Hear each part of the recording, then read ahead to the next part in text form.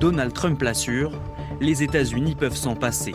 Les États-Unis n'importent presque pas de pétrole via le détroit d'Ormuz. Et ils n'en importeront pas à l'avenir. Nous n'en avons pas besoin.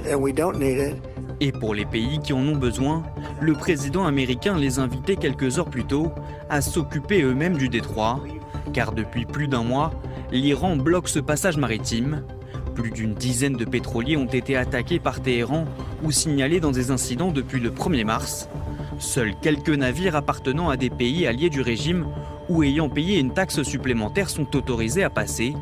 Le trafic maritime dans la zone, où transite 20% du gaz naturel et du pétrole mondial, a baissé de 95% par rapport à son niveau avant la guerre. Une situation qui inquiète les pays voisins.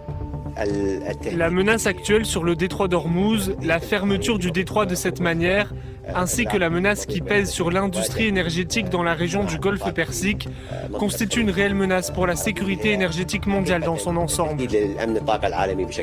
Donald Trump, lui, a affirmé que le détroit s'ouvrirait de lui-même à la fin du conflit.